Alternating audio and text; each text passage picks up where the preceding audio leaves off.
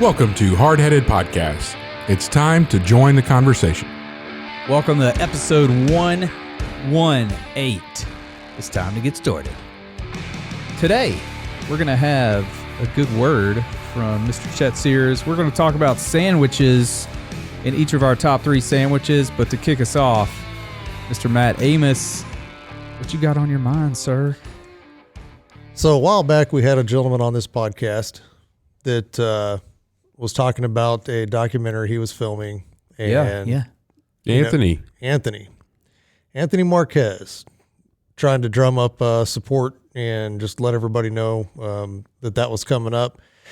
And they are now in the final stages of filming, and they have a majority of post-production paid for. They're still short by about $100,000, but I don't think that that's going to be a problem. And if there's anybody out there who's interested in investing, reach out to me and I will connect you with them. But Anthony gave me a call last week and asked if I would come down and help with a specific segment that they were filming for this documentary.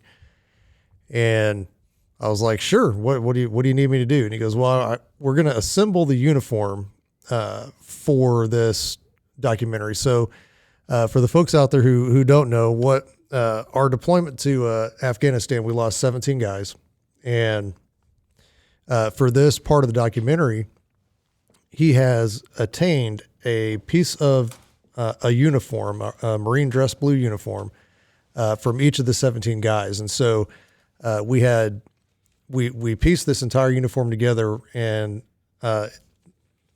this uniform is compiled of 17 different uniforms representing each of the 17 that were killed. So like a hat from one or a cover? So yeah, we got a cover from one, and then the buttons on the cover we got from another one. Okay. The dress gloves we got from another one, and the trousers and the jacket, and then various ribbons we got from various guys, and there's a EOD crab little thing that goes above the ribbons, and then putting on the French Fourragère for the 1-5 guys that were there. And so it's a pretty special uniform, and he's documented all of it. So where he got it from, who he got it from, how it was given to him, how everything was sourced, and and then with this documentary coming out, they're going to have the backstories of some of these guys. Yeah. And so that's episode 48, by the way. So take a note,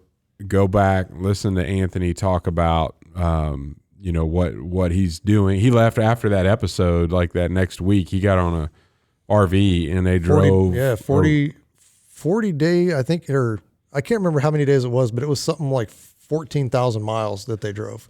Yeah. And the whole premise behind what he's doing is, there's been a lot done. And I'm not saying it's enough done, but a lot done for veterans, and wounded veterans that haven't been wounded. And your unit that Anthony was also in lost 17 folks, and Anthony was grieving, but then realized that the families, the Gold Star families of the people that were lost, are probably grieving more than he is. And so what could he do to help in their grief?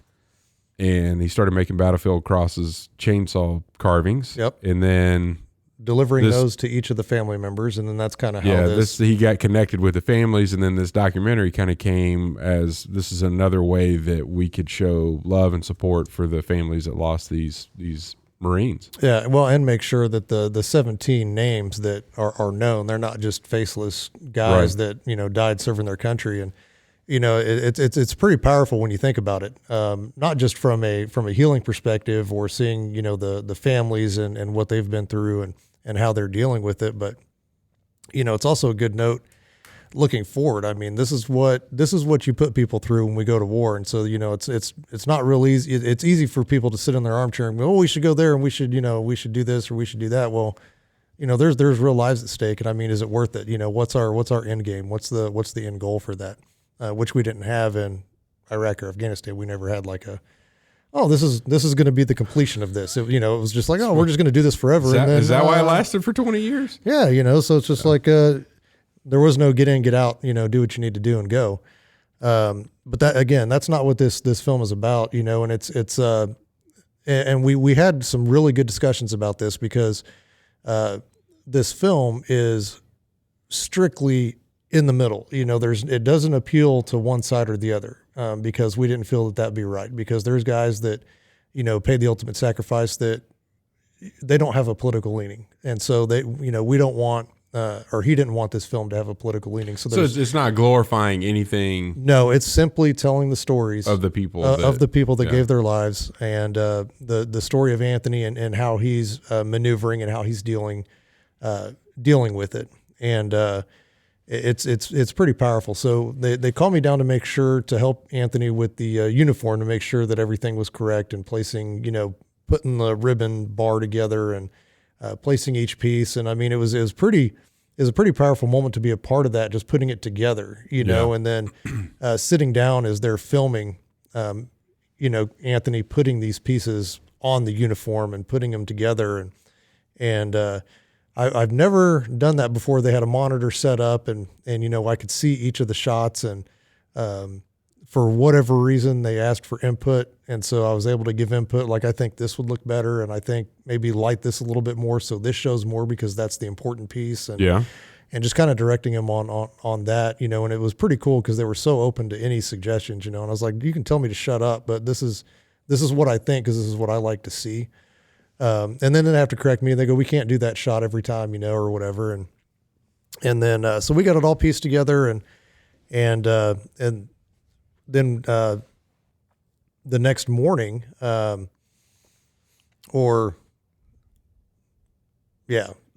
that was all one day. We had a planning meeting the first day to get everything, which, I mean, everything was down to like, here's what we're going to do. Here's the shots we need. Here's all 17 guys. And then as we put the piece together on the uniform, we would check off to make sure that it's there. And it's pretty heavy for me, actually. I mean, because there's a lot of memories on that uniform. And then, so being a part of that was special, but it's also special because this piece will be transported to Virginia and become an article or a display. It'll be a part of a museum. It'll be part of the National Marine Museum in Virginia. That's cool. And so, matter of fact, just before we got this put together, he had gotten a letter from one of the curators at the museum. And so I'm quoting this curator that sent this, but it says, "I believe the symbology of their shared uniform will make this one of the most powerful uniforms in the collection of the National Museum. It really is a unique tribute." And I've been to the Marine Museum. You got a lot of uniforms in there from, important people, like whoever. Chesty Puller. You got some of his artifacts in there, but there's not one that has that is one solitary uniform that identifies 17 guys, and then the documentary to back it up, to tell their stories. Yeah. And so it was super cool. And then we went to a warehouse on the last day of filming, and then I'm sure, as you know, Troy, it wouldn't be a filming session if something didn't go wrong. And so we get there and there was no power, and I mean, this warehouse was built in like 1912 or something like that. Right. It was like an old steel factory or something like that, and just had a really cool look to set the uniform. The older things typically are cooler and better and stronger, except the one in the middle here. And then so we put it together and did the final filming and got all the shots that they needed, and then wrapped it up. But it was I can't wait, because so I've shown the sizzle reel to a few people, obviously trying to canvas for investors and stuff like that, just to get them over the finish line. On all the editing work that needs to be done. Yeah, post-production is basically where is all that's left. And then it's usually what takes the longest. Yeah. But so the sizzle that I've sent to people, not one has not been emotionally impacted by it. And I've received a lot of texts like dudes, they're like, I was crying, man, and he goes, I don't want to admit that, but I mean, it brought me to tears, and so it's an extremely powerful documentary, especially when you see what Anthony's been through as well, because I mean, it's difficult to face those families. You know, I mean, it's intimidating to walk up, you know, and what do you say, you know? And so, and then seeing the family's reaction and the reception to him is pretty special as well. And then there's so many side stories that this could go into. I mean, and so I don't think it'll end up being just a documentary. I think there will be a lot of going into stuff a little bit deeper. You know, the relationship between Anthony and his dad was mentioned today. They got news from the editing company. It's like, dude, there's a whole nother story here, you know, and then there's a whole nother story just in the carving. There's a whole nother story in just this, you know, and so. And I think that's great because ultimately it's making sure that America knows who they sent and who those guys were, so that they're never forgotten, which is the ultimate goal of this film. So that's where I've been for the past few days, and it's been extremely. I'm honored to be a part of it, but it's an extremely special project. I could tell you too. Anthony's just such a. I mean, what a gentle person, and I, you know, of course, I didn't serve with him, and I'm pretty sure he's probably extremely violent as well when he needs to be. But you know, he is so genuine, and for somebody to sacrifice so much time, so much effort, some blood, sweat, and tears to draw attention to others, like, you know, he's just coming from such a I don't know, a trustworthy place. Like he wants to honor these people. 100%, you know, and I don't know that he's ever done anything for himself. And I know in the sizzle reel that I've shown people, it says, you know, when I first got out the first 4 years, I just did stuff for myself. You know, I was like, I don't remember that about you at all, you know? And so maybe that's just a personal reflection that's not really true, you know, but, you know, and so now I'm trying to, cause he got in touch with one of the Gold Star mothers, you know, and she had attempted suicide, you know? And so it's like, and then that's what really made him think, well, these families are going through things too. Yeah. You know, it's not just me, it's not just my brothers that are going through stuff. These families are, you know, and, you know, one of the mothers, I guess, got the news while she was out trimming the hedge bushes, and she goes, you know, I just wish I could ram these. You know, I thought about just basically falling down on these shears and just having it be done. You know, and so, and that's what these families deal with that America doesn't get to see.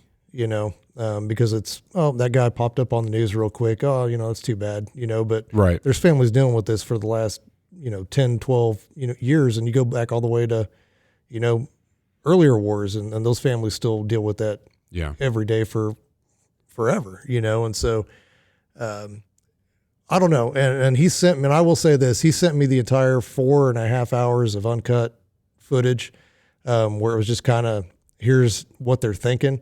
And it didn't have any interviews from any of the Marines, and it was still 4.5 hours long. It was just basically video of him doing a lot of the I don't know what you would call it, but because he's kind of the key that ties everybody together, and so they follow him as he's doing this. But I had a chance to see the sizzle reel, and it got me. It's a couple minutes long. No, it's more than that. Yeah, it's like 5 minutes, 4 or 5. Yeah.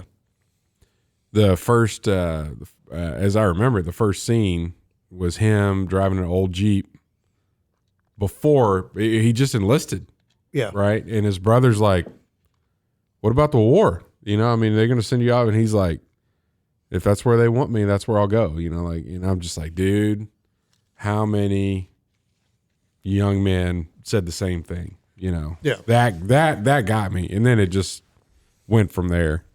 Yeah. And like I was saying, he sent me the whole, like, unedited, and of course he's telling me, now this is untouched, the color hasn't been corrected and all this. And I was like, I get it. I'm not worried about that. Not picking all this apart. And so I'm watching it, and I've had this, I've had the file for probably 2 months now, and I still have an hour and a half left because there's parts that I'm just like, I've got to stop. I can't watch anymore right now, and so if it's that powerful, and I know that I've got a personal connection to a lot of these guys, and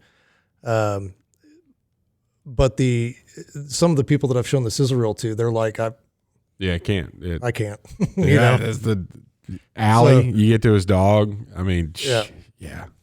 And so, I think it's gonna be incredible, and so just getting the word out about it. I think they're shooting for 2024. He may text me and correct me or whatever, and I'll correct myself.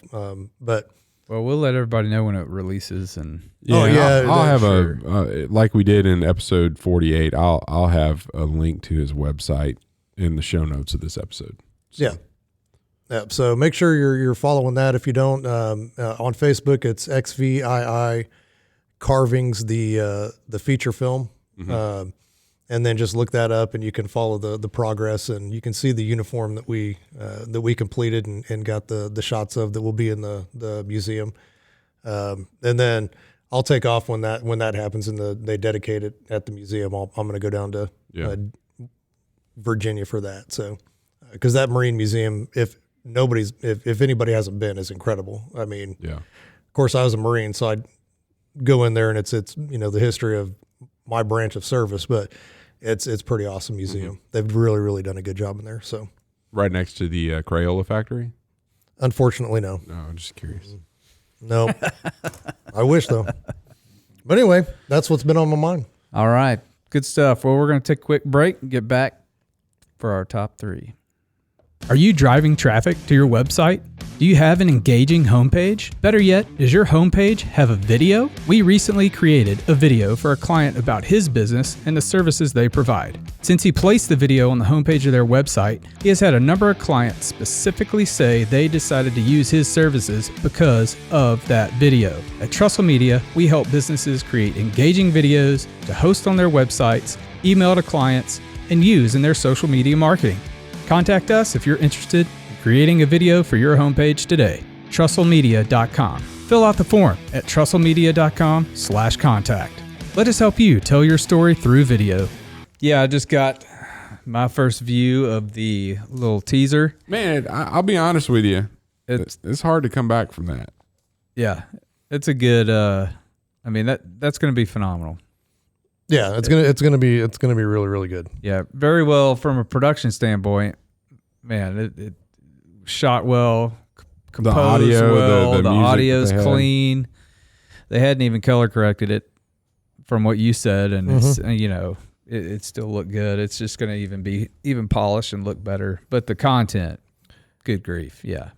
And it's so funny because I got to sit and watch this last part be filmed with the uniform, and it's so different what you see on camera to what you see on like a 4K monitor, and just the differences between the two when it's live filming and then when you see it on a 4K. It's just, I'm excited to see it because there's a lot of cool shots in there too. Yeah. Anyway, moving on. All right, yeah, top 3 sandwiches. Chet, why don't you start us off? All right, Since we know you like sandwiches. Who doesn't? Who doesn't like sandwiches? I don't know. I don't. I'm probably not as big of a fan as you because this was your idea for a top 3. I'm just throwing ideas out there. Okay. All right. We all have opinions on food. I have very strong opinions on food. Yep. Number 3, a traditional peanut butter and jelly sandwich on white bread, refrigerated and or in a cooler. Typically, I'd like it better in a cooler. You like it cold or yes. cool? But well, here's the deal. This takes me back. Like this was the meal that I would have as a kid when I went fishing with my dad. Like that was the PB&J, and it's hot in Louisiana in the summertime. And if we're gonna go catch some chinkapin or something like that, you gotta have the night crawlers on ice because 98 They'll degrees melt. and 90% They start humidity. stinking pretty quick. But so you just throw your sandwich in there, Ziploc bag, and man, you're pouring down sweat. You get, grab that cold PB&J. Oh man, it's hard to beat that. Very hard to beat that. Have you had one of those round ones that Smuckers came out with? Uncrustables. Oh, yeah. Have you had one of those? I have. I love them. Frozen. I haven't had a frozen one. I've had a cold one. Game changer. Yeah. Frozen. I had. Where was I? I don't think you guys were there. I was just somewhere. It wasn't that long ago. And I was like, man, I need something. They're like, oh, I got a PB&J. I'm like, you made sandwiches before? And they, no, dude, Uncrustables. And I'm like, what are you talking about? And they're like, I'm about to change your life. And he pulled them right out of the freezer. And I was like, man, I may have eaten it out of the freezer. legit. Oh, they're good. Yeah. Now that I think about it. But the problem with those is you can polish off 10 of them. all of them. Like, it doesn't matter how many there are there. You can eat them all. Yeah. All right. Number 2. I had a hard time picking between which one I'd put number 1 and which one I'd put number 2. So number 2, fried shrimp po' boy. Has to be on fresh French bread. All the fixings, the works, the sauce, the lettuce, tomato, big one, 2-hander. No, I didn't put any po' boys on my list here because it's not a sandwich.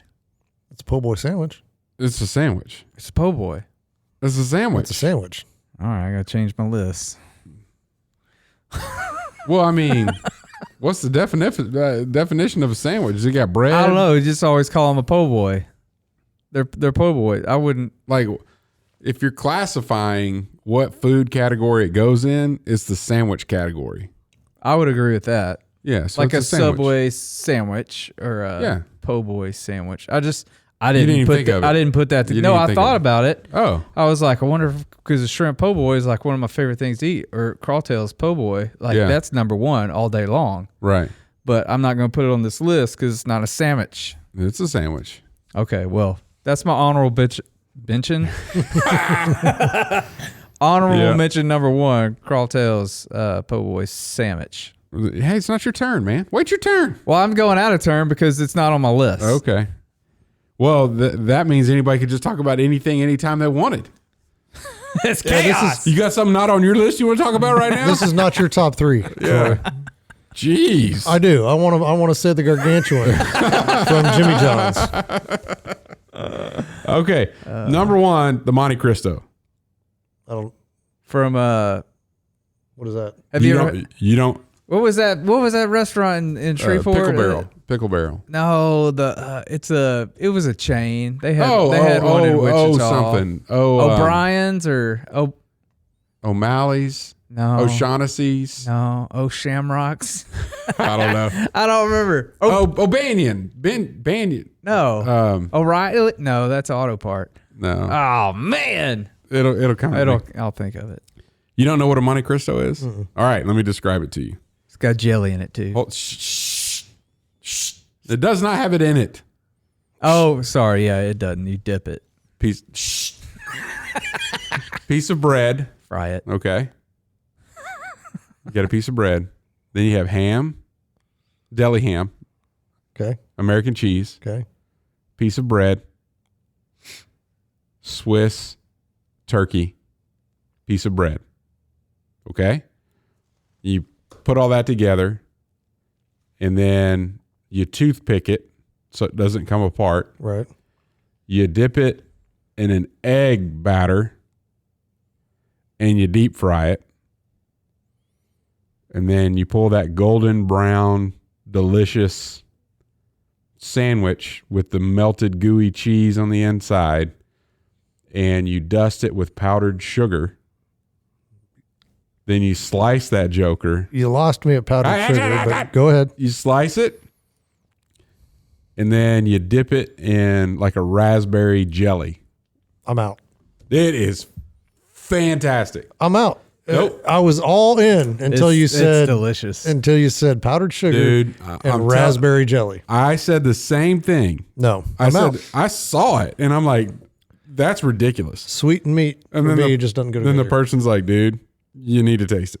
And I did, and it was fantastic, life-changing. Fantastic. All right, well, Yeah, it's good. Yeah. Bennigan's. Oh, yeah. It wasn't an O anything. It It wasn't, was just Bennigan's. but it was very Irish. Okay. But is this an Irish sandwich? I don't think so. I don't know. It's French, because the Count of Monte Cristo is who it was named after. Yeah. Is that French? I don't even know. Yeah. That's a good sandwich. You just talked yourself into something. That was hilarious. That's Okay, I'm Matt, telling you. I want to hear Matt's now. Since I've got an honorable mention that I need to come back to later. okay. Okay. Number 3, Arby's roast beef sandwich. It's one of my Matt's are all going to be fast food. I don't know. favorite. Stop. Give me that. Do you do Arby's sauce or horsey sauce? I don't do any sauce. Dry. That's good. It could get tough dry though. No. That last half of that sandwich, you need some fluids. No, that's why you got to Sprite, or you got to. Man, you got to open that thing up, put some Arby's sauce on it. Mm-mm. Oh, you got to have Arby's sauce if you're eating a roast beef or anything. My wife is all about the Arby's sauce. I've never have been. I just don't like it. If I'm not going through and getting something for the drive, I go in and eat at Arby's because they got the peppers and all the pickles and I haven't been inside an Arby's in 2 decades. Okay. It's been a long time. They have like a little mini buffet of condiments in there. Yeah, and they just came back the end of last year because they had all that stuff closed up. But yeah, it's nice. Pickles and onions and jalapenos. You put that stuff on a roast beef sandwich? Oh yeah, dress it up, make it really nice. Yeah. I've never put anything but Arby's sauce on mine. Oh. I don't even get cheese. Oh, that's gross. I don't like the cheese. That fake cheese, I don't like it on anything. Mm-mm. Yeah, I don't like melted cheese like that. All right, number 2. Take a guess. PB&J. No, I bet you know what it is though. McDonald's your fish sandwich. Spicy chicken deluxe. Oh, from Chick-fil-A. That's my chicken sandwich. So now I've got roast beef and I've got chicken covered. I do like the spicy deluxe. That's the one I get when I go to. It's my favorite. Cut the tomatoes. Yeah, and if you're cutting the tomatoes, you might as well not have the lettuce on there, and you might as well just get a spicy chicken. I like the lettuce. Then just don't get a deluxe. That's what I'm saying. Yeah. You just get the spicy. I like the lettuce and tomato. You're crazy. Well, the lettuce hasn't been that good lately. Yeah. I like the tomato. It is the wintertime. I wonder if I could get a spicy chicken plus tomato. I wonder if I could just get a spicy. And they give it to you in a wrapper instead of the box. Yeah, probably not. They probably wouldn't. I dare you.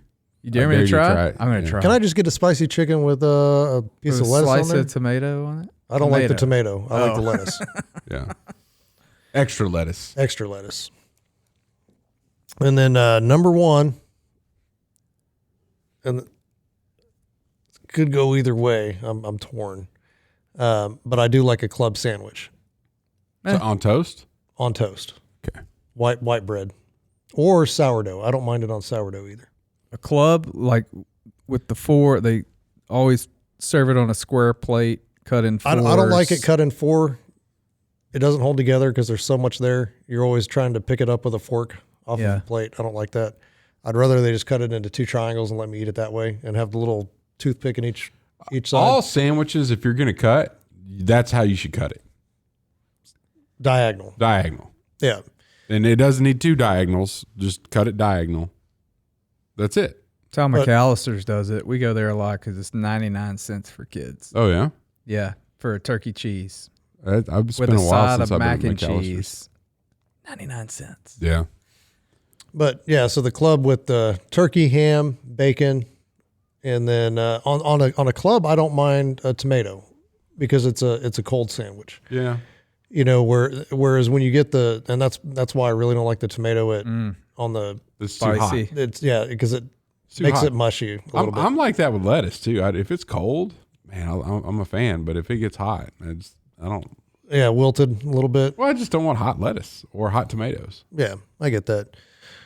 But the pickles and all that kind of stuff, on the dill pickle slices on the side, and you know what would make that club sandwich even better? If you say raspberry jam, you dip that thing in some egg batter and fry it. Yeah. No, you don't. Well, I wouldn't mind trying it fried. I've never had it fried, but don't put the powdered sugar in. I would not add the powdered sugar, and I wouldn't dip it in. Yeah, it'd be just fine. Yeah, but I'd be interested to try it because it does sound good. It's really good. Anyway, that's my top 3. Excellent. My number 3 is a grilled cheese with onions and a side of tomato soup. I do like a good grilled cheese sandwich. To dip it in. You can't throw in that tomato soup business. Why not? Because this is sandwiches, but I'm dipping it in just like your raspberry jam. No, that's part of the Monte Cristo. It's like if you get a recipe for a Monte Cristo, it's like you have to have this jam. If you get a recipe for grilled cheese, it doesn't say you have to have this tomato soup. It does when I order it. I'll tell you, that meal, tomato soup and grilled cheese, Sunday night. I don't know. We probably had that. It's a good Sunday once night meal. a month on Sunday night. Come home. We used to have church on Sunday nights when I was growing up. Come home from church, and Mom would put that tomato soup on. Oh man, we're gonna eat good. I love that. Good It's combination. So good. That's, so good. When we get to Hoodoo, Alaska, when we fly in, typically we get there just before lunch, and so while the other flights are coming in, we go in and sit at the table, and then she brings out grilled cheese with tomato bisque. Oh yeah. And then same. Oh, it's so good. Yeah. Did you say onion? Yeah, I like putting onion in my grilled cheese. That doesn't sound too bad, actually. That Like actually raw, sounds pretty good. or you No, like grilled sauteed onions? onions. Sauteed onions? Grilled or sauteed onions. Yeah. And what kind of cheese are you using when you do the onions? Usually whatever we have, but I like Colby Jack or So it's not American slices. no. Okay. Like in the plastic? Nah, I don't even classify that as cheese. I'm just asking. I'm just asking because onions wouldn't go good with that. But real cheese, that I could definitely see that going with. Yeah. Man, We usually have- buttered bread on that. Oh yeah. Buttered bread on that? That's grilled cheese. That's how you grill it. I know, but I'm Butter. just, Yeah, you have to butter it. but like, yeah, yeah. dude, like Texas toast. If you did on Texas toast, Ooh, that'd be good. too. Yes. Yeah. Texas toast is good. I don't know what makes Texas toast taste so much better. I mean, it's just thicker pieces of white bread, but for some reason, like It's how do good. we It just make tastes white better. bread better? Give you more of it. make it thicker. Nice. It holds more butter. Maybe that's it. Yeah. All right. Ah, man, we should have eaten before we recorded this episode. I'm starving. I to mean, death I right offered, now. but nobody wanted to pay $60 for 2 pieces. Right. Still recovering, financially recovering from the Oh, last man. time. All right, number 2, French dip. That's a good one. It's got to have au jus. Yeah, you got to have now that Comes with it. Yeah. You don't have to ask for Yeah, that. I agree with that. Comes Where with do you get that though? Like where? Arby's has a French dip. Oh, it's good. I've had it at Arby's. It's all right. They have them at the Monarch here in town. Yeah, Has a really yeah. good one. Theirs is pretty good. Um, The Anchor. Did you ever get that from like the Tech Grill back in the day? I'm sure I did. They had a really good one there. I don't remember, but Yeah. I'm sure I did. I love that sandwich. Back in Shreveport, it was the Blind Tiger. Ooh, I got one at the Blind Tiger probably once a week. yeah, Have you been to the Anchor? Is Yeah, Is it even still open? yeah. The Anchor, I don't know if I've ever had one of those there because I always get my number one on my list is the Reuben. Their Reuben at the Anchor at the Anchor? is fantastic. I haven't had the Reuben there. I forget what sandwich I get there, but it is incredible. They do a really good job. They on their do a food. really good job on all their food, but the Reuben, Matter of fact, I stopped eating it because it was a spicy sandwich. I need to go back now that I can eat spicy again. I got to go back to the Anchor and figure that sandwich out. The Reuben. No. They have a sandwich there, and I can't remember what it is, but it's spicy, and that's why I quit going. Is because my stomach was bothering me when I was eating spicy food. Yeah. I'm gonna go back now. well, call me when you go. I'll meet you I will. down Let's there. do that. Yeah, we'll Yeah. go for lunch. The I'm not. I don't. Reuben has sauerkraut on it, right? Yeah, I love Yeah, I sauerkraut. can't. I've never eaten a Reuben. You don't like sauerkraut? I don't like the bread. The rye? I don't like rye bread on And my it's got Marbled- like marbled corned rye, beef on it too, corned right? beef I'm not a hash. big fan of corned beef, so it's like man, it's like so strike good. 3. Like you're out. I love it, man. It's Now, you my gotta- favorite. Like, have you ever had like good corned beef? No. Because I was the same way. I hated corned beef Yeah. my whole life. And then, But here's the thing: you put it near some sauerkraut, and I'm not going. no, I don't like, Like, I'm not a big fan of sauerkraut. I don't like it either. Yeah, if you open up a can of sauerkraut, Oh, no, you don't in the know. same room no, as corned you beef, don't I'm do not eating it. canned sauerkraut. That is the absolute worst thing on the planet. Like I gag when, It's the when that same. opens up. Same. Any sauerkraut. No, definitely not. Yeah, it is. No, it's not. To me, it's all bad. I said the same thing. Trust me, I said the same thing. On sauerkraut? Yes. I'm saying it, and I'm not. Look, I don't know if there's this certain classifies. things in life that I do not want to even bring in. It's like that could stay out of my life forever. Trust me, I said the same thing because they brought these kielbases when we were in Colorado, and they're like, "Oh, we're gonna have kielbases and sauerkraut tonight." And I was like, "I guess I'm gonna be hungry." Yeah, I'll see you guys later. And I'm out. So there's a Tenacious D song about they kielbasa opened up. sausage. They brought this sauerkraut, and I was like, "Well, that doesn't look like any sauerkraut that I've ever seen before."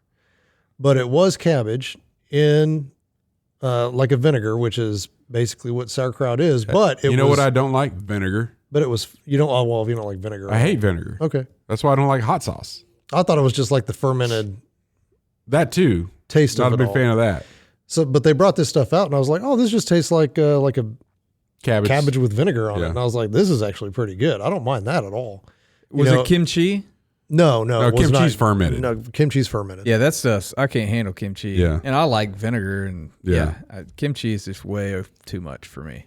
I'm just no room for it in my life. There's other things. I'll give you that because like I said, I was the same way. And if you don't like vinegar, you're just not going to like this. And I was like, well, I can actually taste the vinegar in this, not like this rotting crap in my mouth. But we actually had some corned beef that was prepared by a chef, and that was good I've seen because it's basically like roast beef. I mean, a thing from All Things Barbecue on how to make it on your smoker. that's what. Yeah, Yeah. it's different. Well, It's not like that corned beef that you're just like. I had a roommate my sophomore year who left an impact on my life.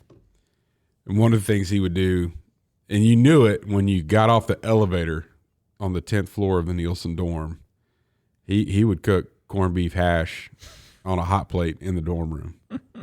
You brought this up So- before. That's why you don't. That's why you don't like it, right? Yeah, well. So what was he putting in the corned beef hash? Nothing. Just He'd open up the can of what? Hormel Oh corned beef hash, no, and then dump it. the can is where you're going wrong. And then dump it in a pot on a hot plate, and then turn it up. And I'm telling you, like elevator doors, bing, and you're like, oh gosh. And then the whole rest of the day, all you hear when people get off the elevator is like, oh, what is that? You know, like that's my roommate eating corned beef hash. I have no room for that in my life. I don't need it. Yeah, I guess I can get that. I mean, I did the same thing to my roommate with salmon patties. So Yeah.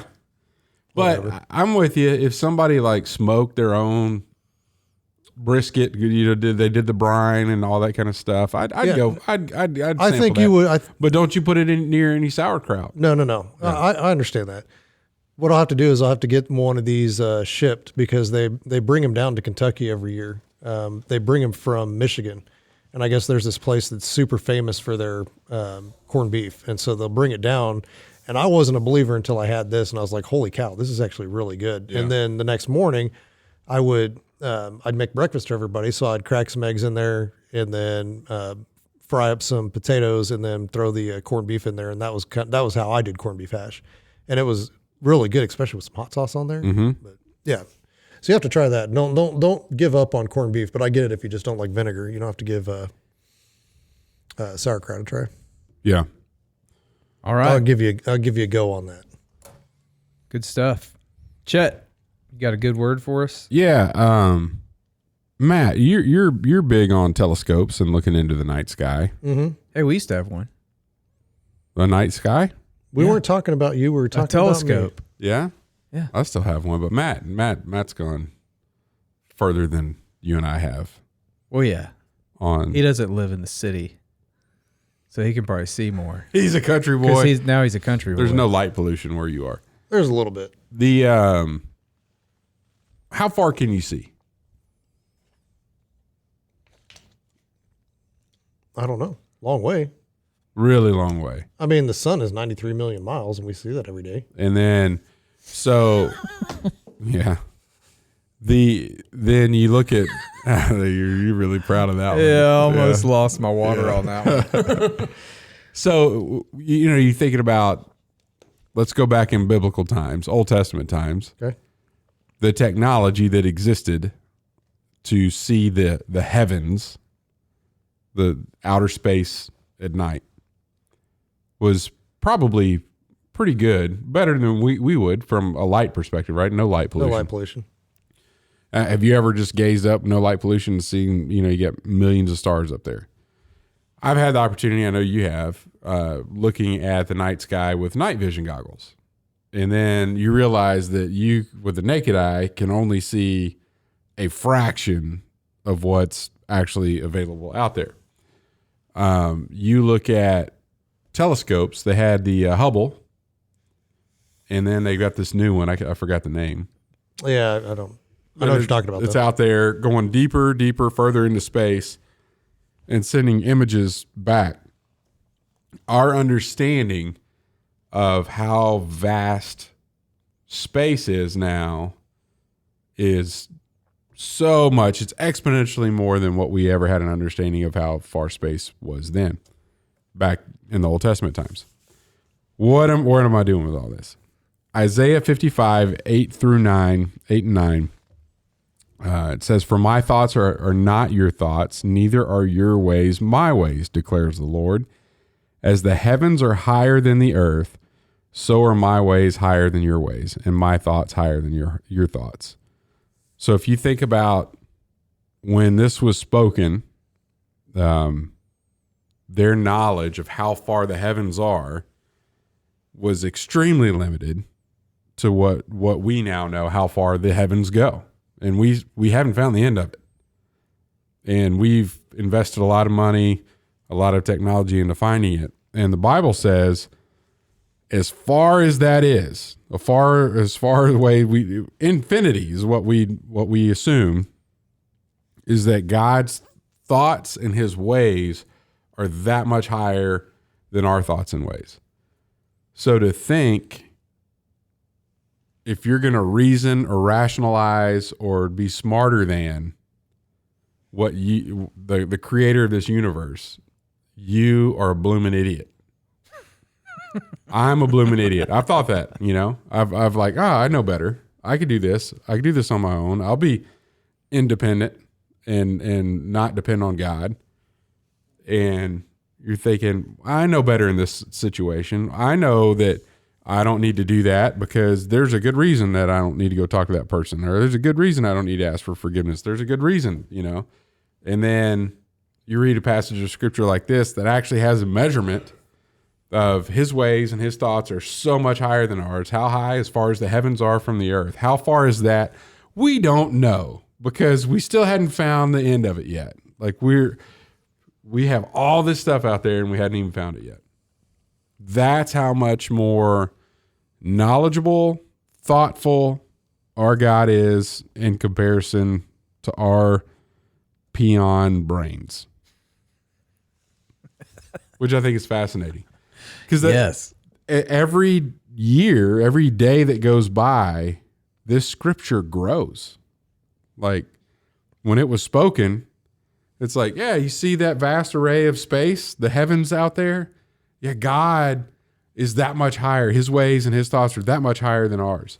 And to them, that was just there. out there. Yeah. And now it's like we've got telescopes millions of miles away looking light years away. And his knowledge is still further than that. His ways are still further than that than our ways, which I think is pretty awesome. Yep. I've been chewing on that one for a little while. That's good.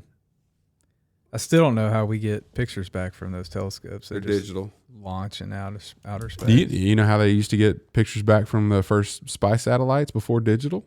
No. This is fascinating. I think you've told us before. The film canisters they would eject, and then they'd have a parachute that would deploy, and then they had these airplanes with this fork on the front, these scissors. Right, yeah. And they'd fly in and hit the cord between the parachute and the film canister, and then they'd reel it in and go develop the film. It's crazy. That's why they got the U-2 spy plane and then the SR-71, because they didn't have to do that anymore. They didn't want to do that anymore. Anyway. Very cool. So it reminded me of, so it's the Webb telescope. Oh, okay. Yeah. But it sent back an image, and it's that image there. You guys have probably seen it. Mm-hmm. But that image, from what it says, is basically the equivalent. Let me find it here.